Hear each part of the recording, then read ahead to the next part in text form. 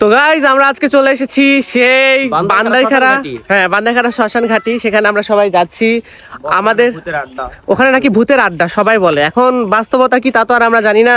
আমাদের যে যেতে অনেক বেশি ভয় লাগতেছে, তারপরেও আপনাদের একটু দেখাবো অনুভূতিটা যে কেমন লাগে ওখানে গেলে। দেখাও, ভয়ঙ্কর একটা, দেখুন আপনাদের সবাইকে দেখাই। তো গাইজ আমরা যেটা বলেছিলাম, ওই যে দেখতে পাচ্ছেন ওই যে জায়গাটা, ওইটাই হচ্ছে সেই শ্মশান ঘাটি। অনেক বেশি ভয়ঙ্কর দেখতে পাচ্ছেন। ওখানে কেউ যায় না, দিনের বেলা কি রাতের বেলা কি খুব কম মানুষ যায়। যখন একটা লাশ পুরানো হয় তখন ওইখানে শুধুমাত্র তাদের রিলেটিভরাই যায়। তো বান্দাইখারা ওই যে যে শ্মশান ঘাটে আমরা যাচ্ছি, সেখানে যেতে লেগে অনেক কিছুই ঘটে গেছে। এই যে সামনে যে মুরাদটা যাচ্ছে, মুরাদ এদিকে আসো। সেই মুরাদ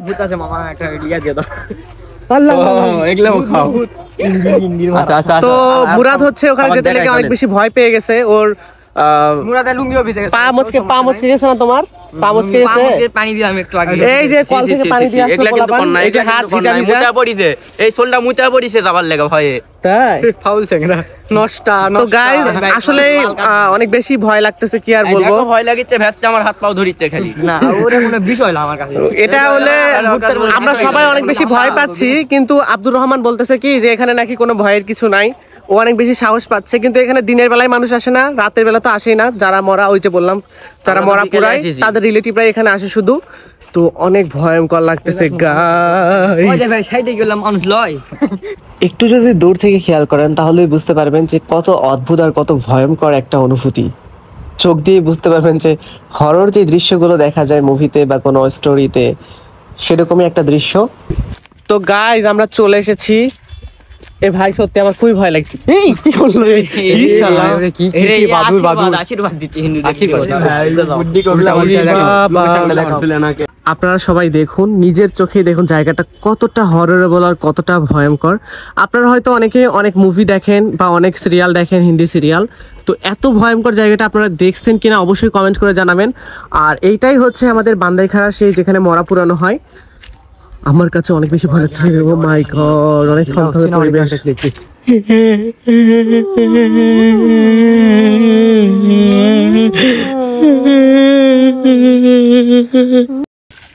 এত এত ভয়ঙ্কর জায়গাতে আমি এই ফার্স্ট টাইম আসছি। তো আপনারা সবাই আমার সাথে সাথে আসুন, আর আপনাদের সবাইকে আমি দেখাই। ভাই আমার খুব ভয় লাগতেছে, কিন্তু সেই ভয় লাগতেছে। কিরে মুরাদ, তোরা কেউ আসতেছিস না? আমি একা একা যাবো।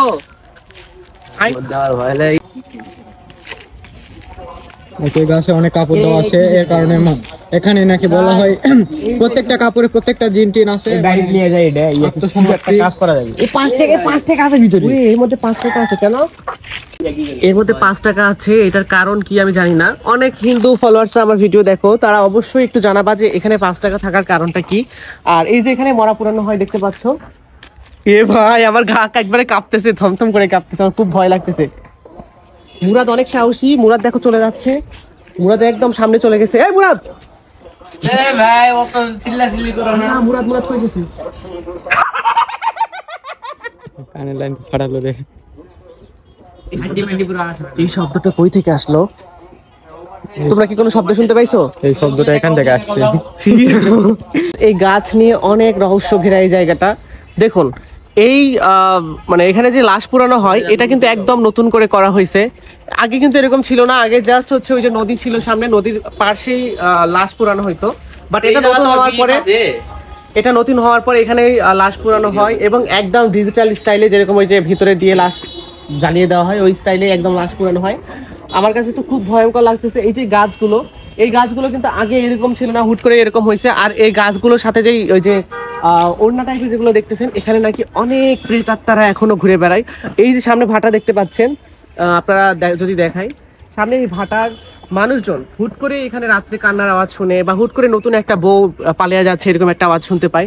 তো অনেক ভয়ঙ্কর ভয়ঙ্কর কথাই এরকম শুনছি। আমরা আসার আগেও বলতেছিল যে ছোট্ট একটা পিচ্চি মনে হচ্ছে যে এমন কান্নাকাটি করতেছে এই যে এই জায়গাটায় বসে।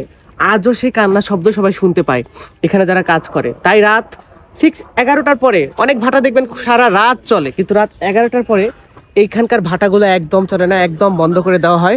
কারণ যদি কোনো কিছু হয়ে যায়, এটার দায় কেউই নাই। এখানে আশেপাশে সবাই বলে দিছে যে রাত 11টার পরে যদি এখানে কেউ মারা যায়, সেটা দায়বদ্ধ কেউ নিতে পারবে না, বা কেউ নিবে না, কোনো ভাটাওয়ালা নিবে না, বা কোনো জমিওয়ালা নিবে না। যার কারণে এই জায়গাটা এতটা হররেবল। দেখুন সন্ধ্যা হয়ে আসছে, চারিদিকটা দেখুন। তো সন্ধ্যা হওয়ার আগে আমাদের এখান থেকে চলে যেতে হবে। এটা হচ্ছে আমাদের পণ্ডিতের বই, এখানে গিয়ে হচ্ছে এটা পড়ে পড়ে লাশ পোড়ানো হয়। অনেক ভয়ঙ্কর, অনেক মন্ত্রতন্ত্র লেখা আছে, যেটা এখন আমাদের মুরাদ সাহেব ভালো করে পড়তে পারে, এগুলো নিয়ে অনেক এক্সপিরিয়েন্স।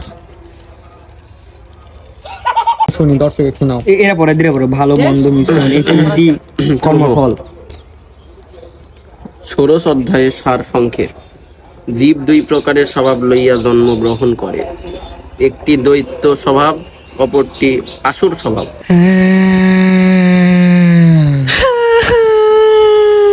এরা সবগুলো লাশ নিচে পড়ে যায়, পুরো ওই দিক দিয়ে চলে যায় ড্রেন। ভয় লাগছে, আমি কি ব্যবস্থা? পাঁচটা গালি না না না না না, দেখুন ওই যে হাড়িতে ফার্স্টে বললাম যে হাড়িতে হচ্ছে 5টা গাছ, ওরা 5 টাকা নেওয়ার জন্য ইয়া করতেছে, কারণ সে ভাই ওগুলা কয়ও না মেনছে, তাহলে আমাকে কেন চুরি করে নিয়ে যাচ্ছে? যেটা বললাম যে সন্ধ্যার পরে এখানে পায়ের মধ্যে ভূত Guys, ঢুকছে। দেখুন দেখুন দেখুন, ওর পায়ের কি জানি কামড় দিল, পিঁপড়া কামড় দিছে। আচ্ছা আচ্ছা, পিঁপড়ায় কামড় দিছে, এখানে কোনো ভয়ের কিছু নাই। তো যাই হোক, এই পিঁপড়া কামড় দিলে আসলে রাতে কোনো কিছু না। তো আমরা সবাই এখান থেকে চলে যাচ্ছি। সন্ধ্যার পরে এই জায়গাটা নাকি অনেক বেশি নির্জন হয়ে যায় আর অনেক বেশি ভয়ঙ্কর হয়। তো আমরা সন্ধ্যার আগেই চলে যাচ্ছি। আপনারা সবাই আমাদের এই ভিডিওটা দেখবেন এবং বলবেন যে জায়গাটা আপনাদের কেমন লেগেছে, অবশ্যই জানাবেন, সবাই কমেন্ট করে জানাবেন। আর কিন্তু সবসময় ক্যামেরাম্যান আমি থাকি, এটা তোমাদের মনে রাখতে হবে। ওই মাঝে মাঝে আমিও থাকি, আমাকে দেখাও। ও ওই হঠাৎ মনে আমার অনুপস্থিতি ওই ক্যামেরাম্যান দায়িত্ব থাকে। পালন করে এই যে ছাপি মাসিমণি, ইয়া সেই সবসময় দায়িত্ব নট এ বিগ ডিল। সেই শ্মশান ঘাট থেকে আমরা চলে যাচ্ছি।